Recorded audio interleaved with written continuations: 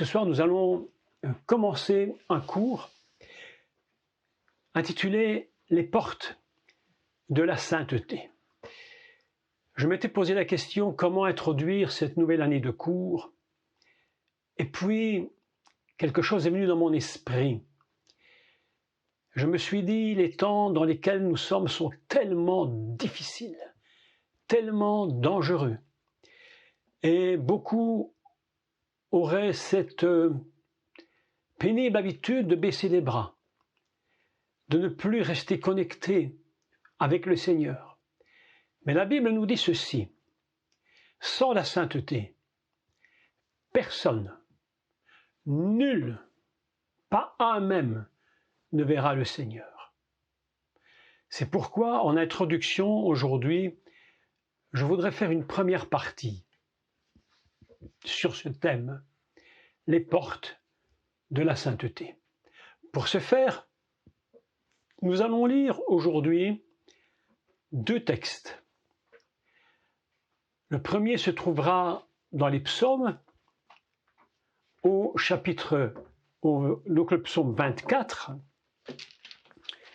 Le deuxième se trouvera dans l'évangile de Matthieu. D'accord? Donc je vous donne Matthieu chapitre 6 et au verset 22.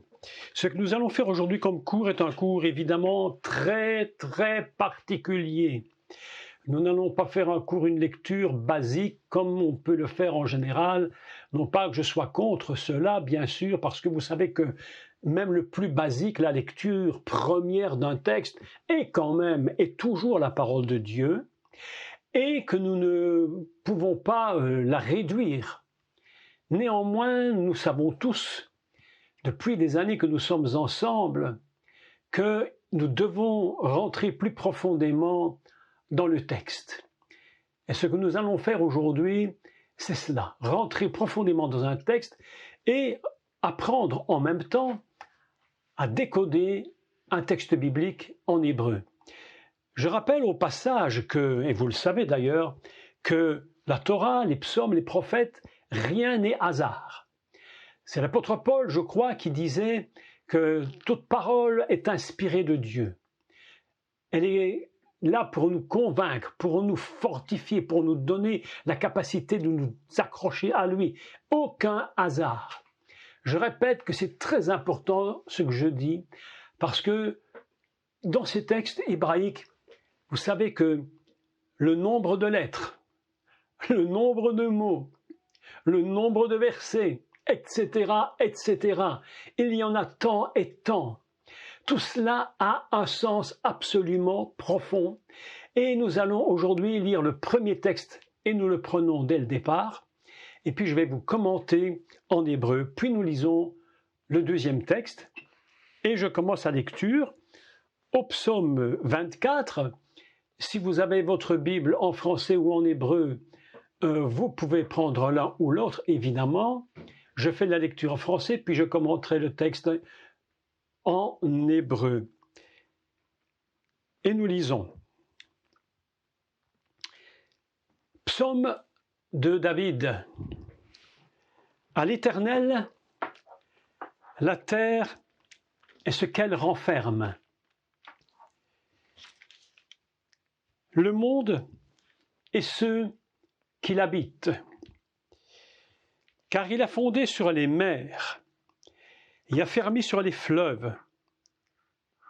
Qui pourra monter à la montagne de l'Éternel? Écoutez, cette phrase est très puissante.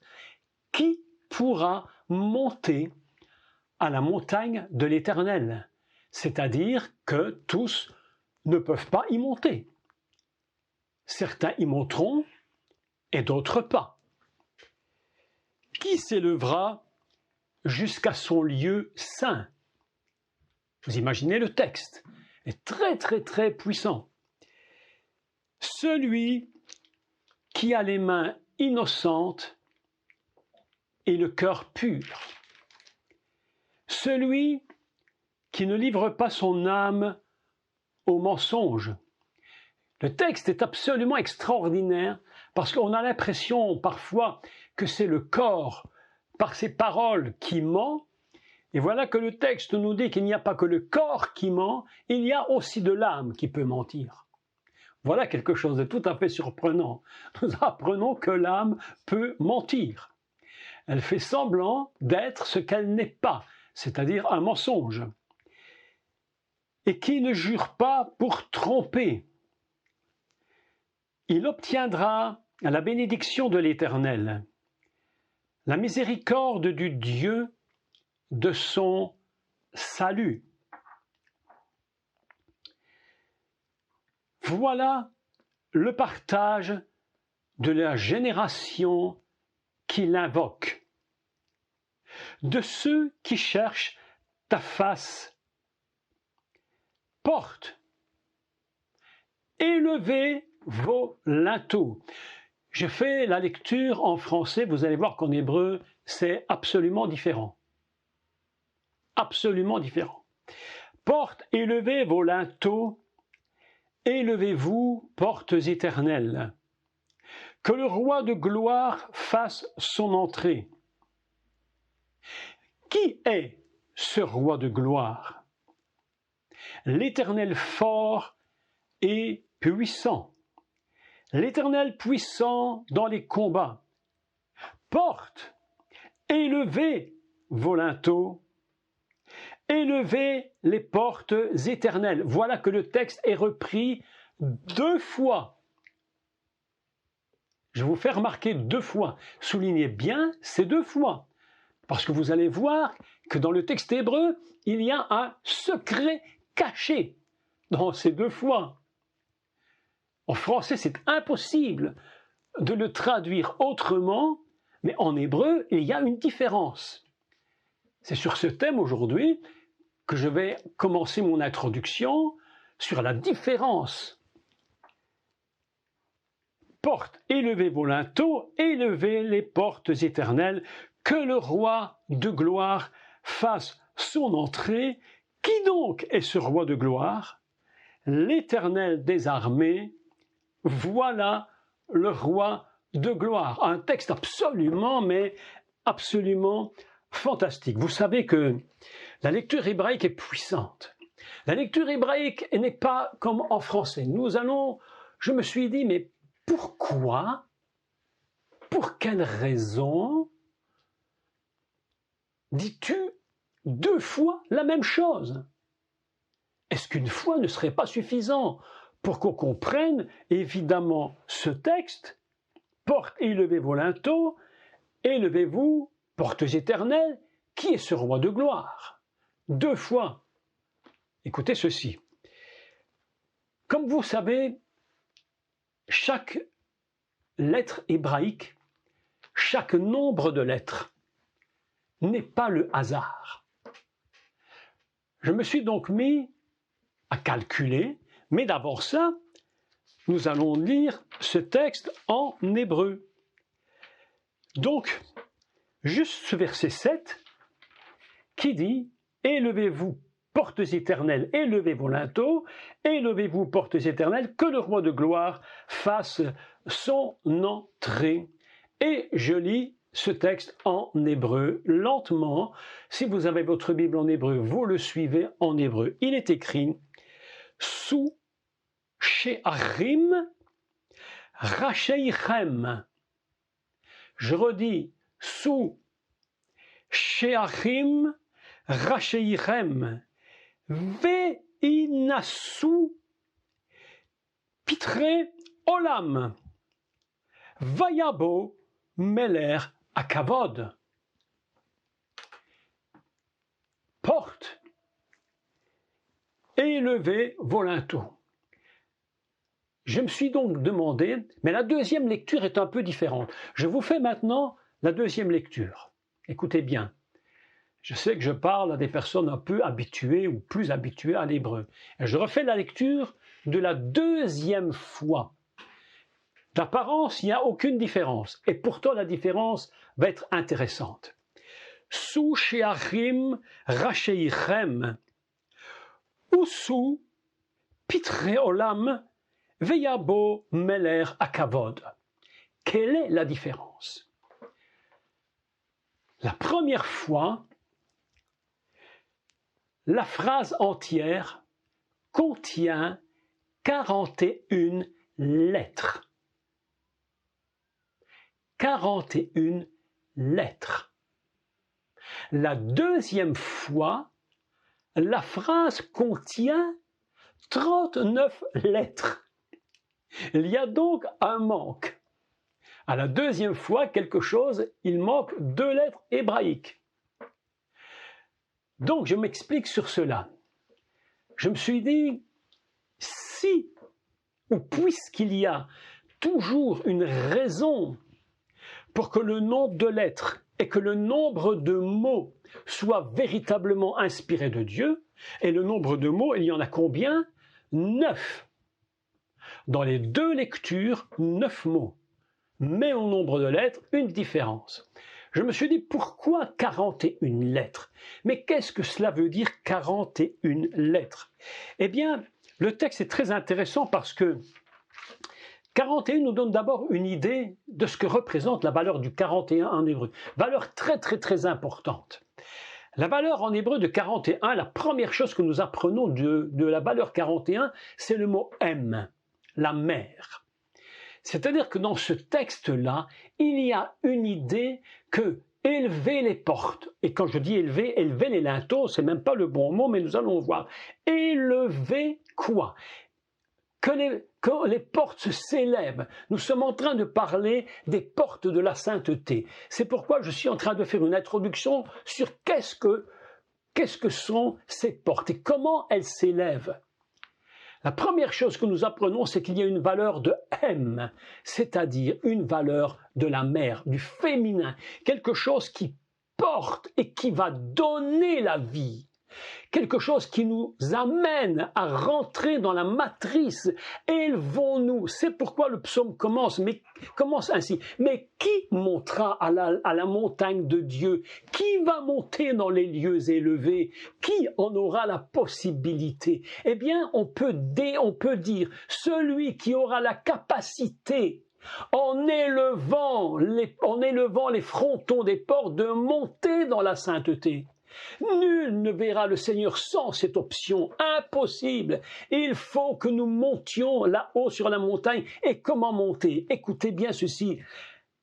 41, c'est la notion M, le féminin, la matrice divine, là où nous allons rencontrer le Seigneur avec lui, complètement enfermé en lui. Et un deuxième mot qui vaut 41, et vous le connaissez tous, Élie, qu'on peut traduire « mon Dieu ». Mon Dieu, je me tiens en toi.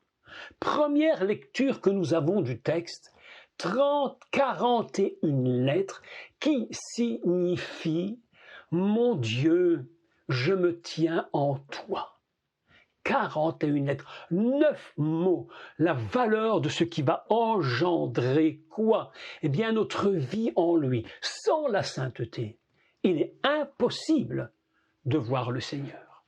Autrement dit, nous allons comprendre les mots en détail. Deuxième lecture. Cette fois, il y a une différence. Où se trouve la différence dans les 2 lectures? La première lecture, c'est Ve'inasu pitré. Ve'inasu pitré qui signifie donc élever les portes. Et nous avons ce mot est conjugué d'une façon particulière dans une action forte. Élever les portes. Il est écrit Ve'inasu. Par contre, dans la deuxième lecture, et c'est là que se trouve le secret de toute la différence se trouve, et on ne dit plus Ve'inasu, mais on dit Usu. Usu. C'est également un verbe à l'impératif simple. Et nous lisons, il manque donc 2 lettres. Et ces 2 lettres qui manquent forment une phrase de 9 mots dont la valeur n'est plus 41, mais la valeur est de 39 lettres. Et que représente évidemment 39 lettres? Eh bien, une chose absolument extraordinaire. 39, mes amis, est égal, écoutez bien ceci, 39 est égal au nombre de travaux qu'il a fallu pour construire le tabernacle. 39 travaux pour bâtir le tabernacle. Vous allez me dire, mais qu'est-ce que tout ceci peut bien avoir à faire avec les portes de la sainteté? C'est en fait, il est impossible, absolument impossible, de bâtir la maison de Dieu si nous n'avons pas compris la nécessité d'élever les portes de nos demeures. Il va falloir que ces portes soient mises en évidence plus haut. Et c'est pourquoi la valeur de 39, j'ai recalculé ça, est égale à Adonai Echad. L'Éternel est un. Adonai Echad, valeur 39, comme les 39 lettres. C'est pourquoi les deux fois sont différentes. La première fois nous dit, il faut monter, il faut rentrer dans la matrice et y demeurer. C'est pourquoi nous allons élever ce que la traduction appelle linteau, mais vous allez voir qu'en hébreu le texte est très différent. Il ne s'agit pas ici de linteau dans le texte hébreu, mais d'autre chose. Et la deuxième fois, nous avons appris une chose absolument extraordinaire, c'est que cette phrase a une valeur identique à l'Éternel est un. Unique. La maison de Dieu est une, indivisiblement une. Si nous voulons rentrer dans le lieu de sainteté, il ne peut y avoir aucun partage entre la maison de Dieu et autre chose. Rien ne peut rentrer dans la maison de Dieu que ce qui est dans l'unité fondamentale. Vous comprenez bien cela? Portes, élevez vos linteaux. Élevez-vous, portes éternelles. Écoutez les deux lectures maintenant.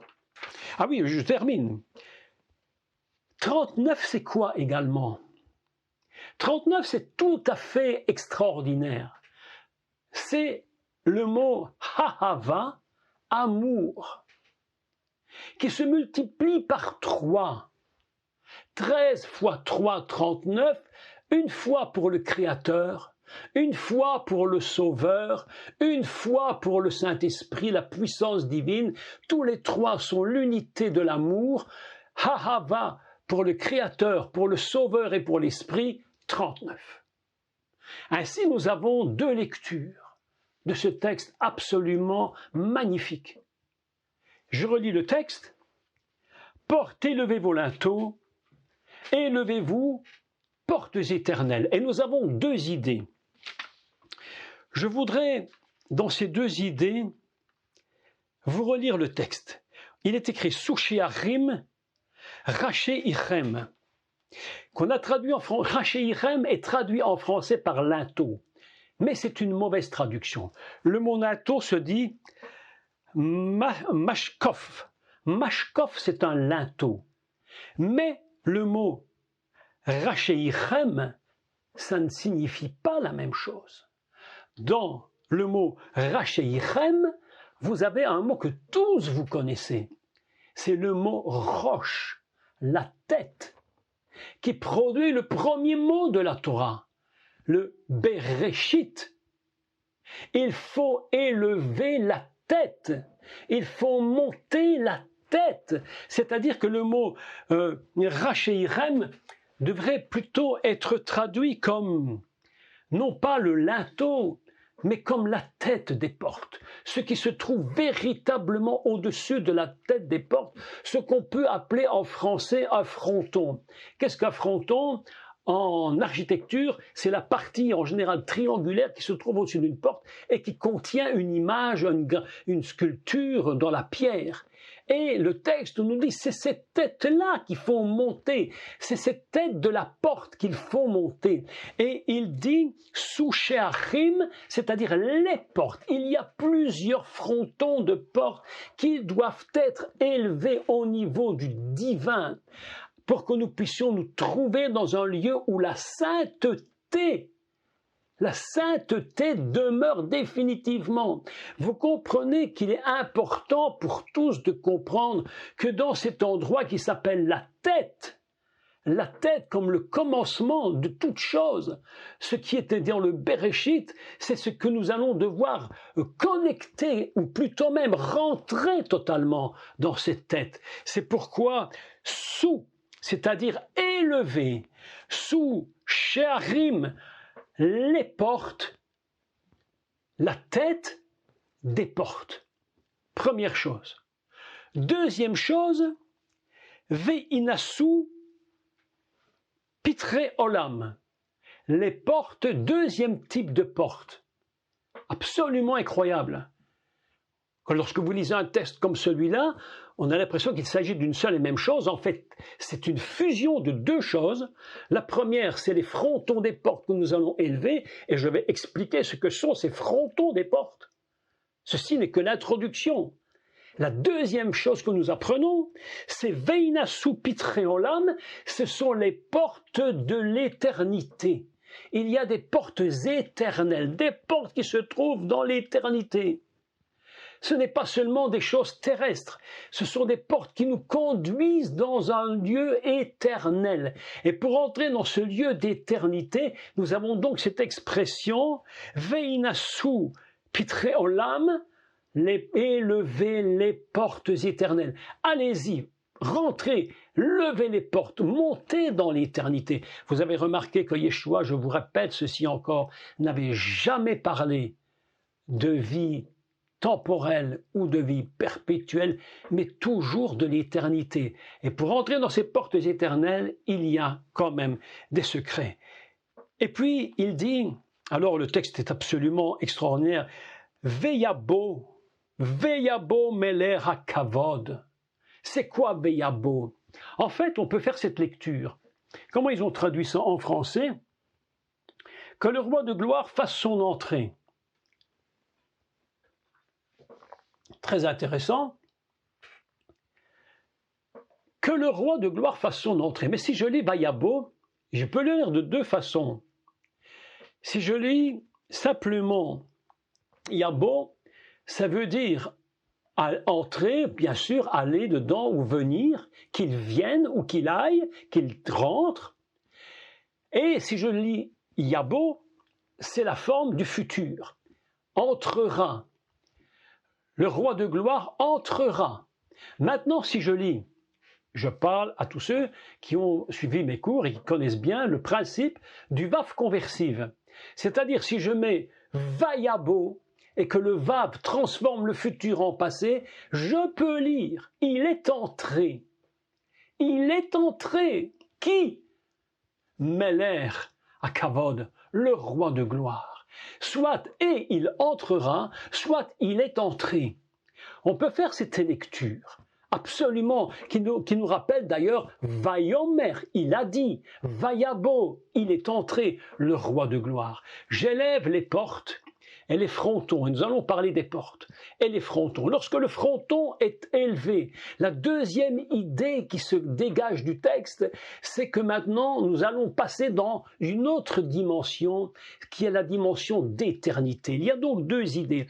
Pour entrer dans les portes éternelles, il faut d'abord élever les linteaux des portes. Mais quels sont ces linteaux des portes? Que représentent ces portes qui nous permettent de rentrer dans la dimension divine la plus élevée qui soit? Quelles sont ces différentes portes? Donc,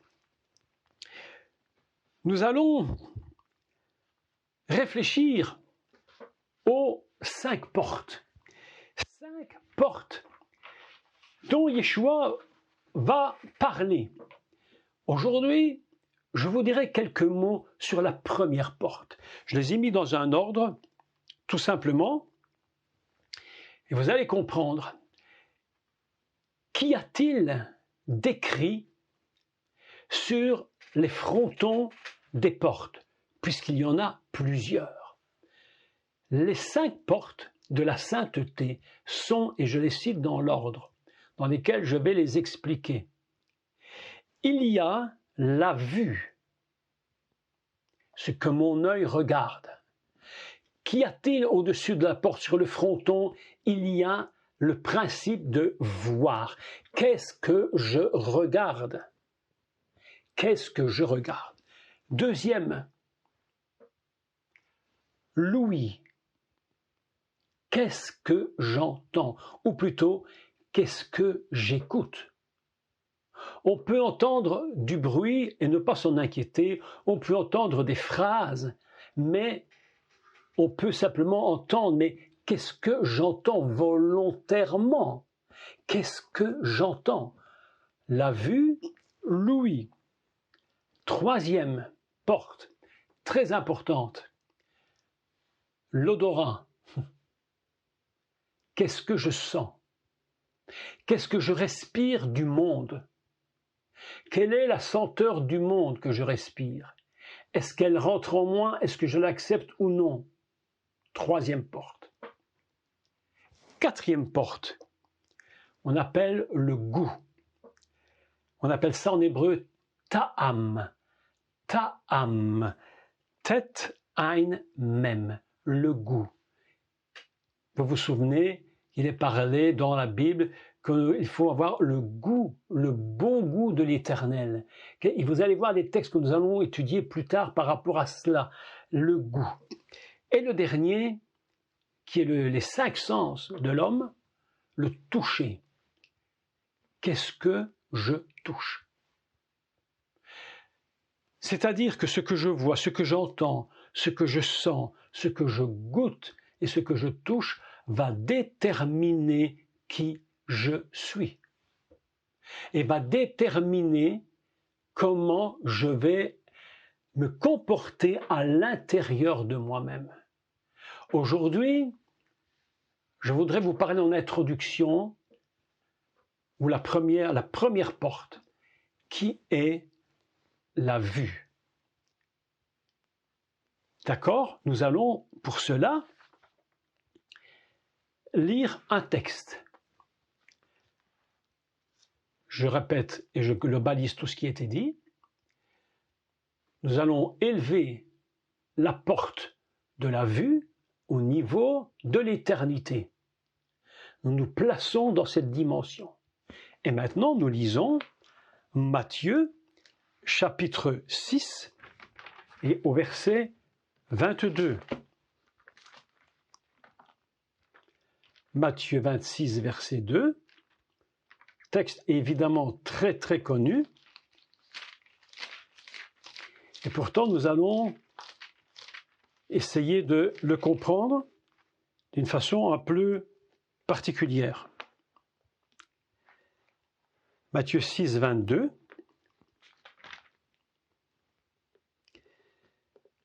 Voilà. Et c'est Yeshua qui parle. Il va dire ceci. Écoutez bien le texte, c'est très très intéressant et à la fois très étrange. Il va dire des choses surprenantes. Et je lis. L'œil est la lampe du corps. D'accord? L'œil est la lampe du corps. Si ton œil est en bon état, tout ton corps sera éclairé. Mais si ton œil est en mauvais état, tout ton corps sera dans les ténèbres. Si donc, écoutez, c'est ici que le texte devient très étrange. Si donc, la lumière qui est en toi est ténèbre, comment une lumière peut-elle être ténèbre? Si c'est de la lumière, ça ne peut pas être des ténèbres. Mais voilà qu'il nous dit quelque chose de très surprenant. Il nous dit, si la lumière qui est en toi, il parle de quoi? Voilà la question, de quelle lumière parle-t-il? Si la lumière qui est en toi est ténèbre, combien seront grandes ces ténèbres? Et comment va-t-il clôturer? Pour vous montrer qu'il y a une très grande prudence dans ce que nous allons regarder. dans ce que nous allons voir et regarder. Il dira, nul ne peut servir 2 maîtres. Un maître ou l'autre va déterminer ce que mon œil va regarder, ce que je vais absorber par mes yeux. Écoutez bien ceci. Nul ne peut servir 2 maîtres, car ou il haïra l'un et aimera l'autre, ou il s'attachera à l'un et méprisera l'autre. Vous ne pouvez servir Dieu et Mammon. On parle souvent ici de Mammon avec l'argent, mais en finalité, lorsqu'il parle, le texte colle directement à ce que nous regardons. Lorsque nous parlons de la porte qui est la vue, nous nous rappelons toujours que dans le tabernacle, il y a des portes. Et on ne rentre pas dans le tabernacle par n'importe quelle porte.